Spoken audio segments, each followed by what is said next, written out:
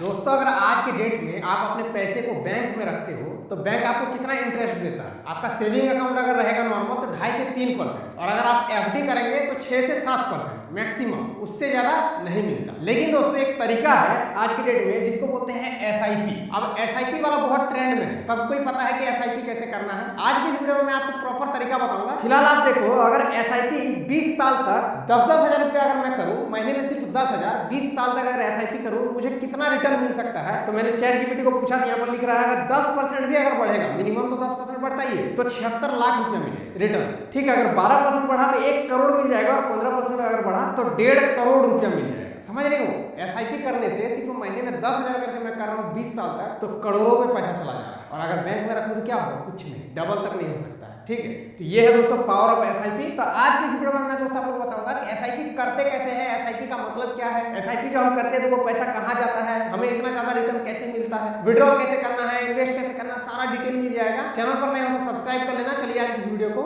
शुरू करते हैं। दोस्तों अगर आपको एसआईपी करना है तो सबसे पहले तो आपके पास एक डीमैट अकाउंट होना चाहिए। डीमैट अकाउंट अगर आपको नहीं बनाना आता है तो मैंने लिंक एक डिस्क्रिप्शन में वीडियो का लिंक दिया है, वहां से देख करके आप बना सकते हैं। एंजल वन पे आप जो है डीमैट अकाउंट बना लेना, सबसे बेस्ट है, मैं भी उसी को यूज करता हूं। तो एसआईपी का मतलब होता है दोस्तों सिस्टमैटिक इन्वेस्टमेंट प्लान। ये क्या होता है कि बहुत सारे दोस्तों हमारे इंडिया में जो है बहुत सारे म्यूचुअल फंड्स है ना, बहुत सारे म्यूचुअल फंड्स हैं, मैं कुछ लिख दिया। अब इन म्यूचुअल फंड्स में मान लीजिए आपको हर महीने 5,000 रुपया एसआईपी करना है, तो ये क्या करता है, एसआईपी करने से इन म्यूचुअल फंड्स में ही आपका पैसा लगता है। ठीक है, और हर महीने आप 5,000 करो, 1,000 करो, मिनिमम 500 से भी आप कर सकते हैं, 1,000, 2,000, 3,000, 5,000, 10,000, जितना हो आप उस हिसाब से कर सकते हैं। अपने अकॉर्डिंग आप डेट सेलेक्ट कर सकते हैं, जैसे कि हर महीने आपको मान लीजिए पेमेंट 30 तारीख को आता है, तो आप 1 तारीख का सेट कर देंगे, 1 तारीख को आपके बैंक से ऑटोमेटिक पैसा विड्रॉल हो जाएगा, कट करके सीधे आपके म्यूचुअल फंड में एसआईपी में ऑटोमेटिक लग जाएगा। अब ये एसआईपी कैसे होता है, जब आप म्यूचुअल फंड बहुत सारे होते हैं तो आपको एक जो है कोई भी अच्छा म्यूचुअल फंड सेलेक्ट करना होता है, और उन म्यूचुअल फंड में जब आप हर महीने 5-5 हजार रुपए डालते हो तो इन म्यूचुअल फंड्स के अंदर में काफी सारे स्टॉक्स होते हैं, और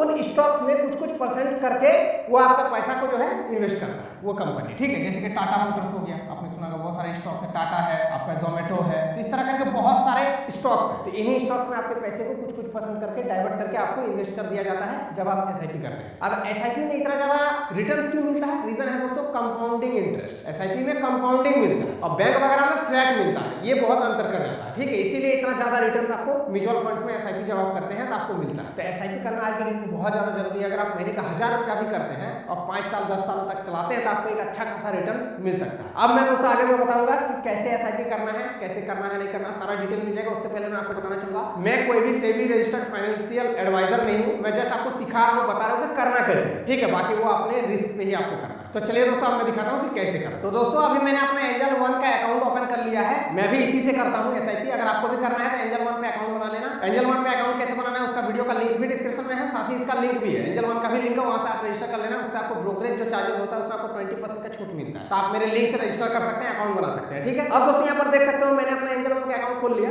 अब यहाँ पर देखो ऑप्शन आपके सामने ऊपर में है स्टॉक, फिर है एफएनओ, उसके बाद है म्यूचुअल फंड। तो आपको करना है क्लिक म्यूचुअल फंड के ऊपर। अब म्यूचुअल फंड में दोस्तों बहुत सारे म्यूचुअल फंड्स होते हैं, जैसे कि एचडीएफसी स्मॉल कैप फंड लिखा हुआ, इसका अगर आप देखेंगे तो 3 ईयर का जो रिटर्न है वो 16% का है। ठीक है, अब उसके बाद बगल में देखोगे तो आदित्य बिरला का है, जिसका जो 3 साल का जो रिटर्न है वो 29% है। तो देख सकते हैं कितना रिटर्न मिलता है। बैंक से तो भाई बहुत ज्यादा मिलता है, लेकिन हाँ बार बार मैं बोलूंगा मैं कोई सेबी रजिस्टर्ड फाइनेंशियल एडवाइजर नहीं हूँ, सिंपल मैं आपको दिखा रहा हूँ। ये सब डेटा आपको खुद से देखना है, खुद से एनालाइज करना है, उसके बाद ही आपको इन्वेस्ट करना है। ठीक है, अब यहाँ पर देख सकते हैं एक और है मोतीलाल ओसवाल का, जिसमें 21% का रिटर्न दिया है 3 साल में। तो इसी प्रकार से दोस्तों काफी सारे म्यूचुअल फंड्स होते हैं, यहाँ पर आप व्यू मोर कर देंगे तो और भी बहुत सारे आ जाएंगे। और म्यूचुअल फंड्स काफी सारे होते हैं, जैसे स्मॉल कैप है, मिड कैप है ना, लार्ज कैप है। तो अब मान लीजिए दोस्तों मुझे ये जो है 29% का रिटर्न दिया है आदित्य बिरला सन में, इसमें मुझे मान लीजिए कि इन्वेस्ट करना है, एसआईपी करना है, तो यहाँ पर मुझे क्लिक करना होगा। मैंने इसका खोल दिया, अब इसका डिटेल आपको मिल जाएगा। देखिए पिछला 3 साल का पूरा डेटा आपको मिल रहा है, पहले कितना था, अभी कितना है, कैसे कैसे ग्राफ ऊपर गया हुआ है।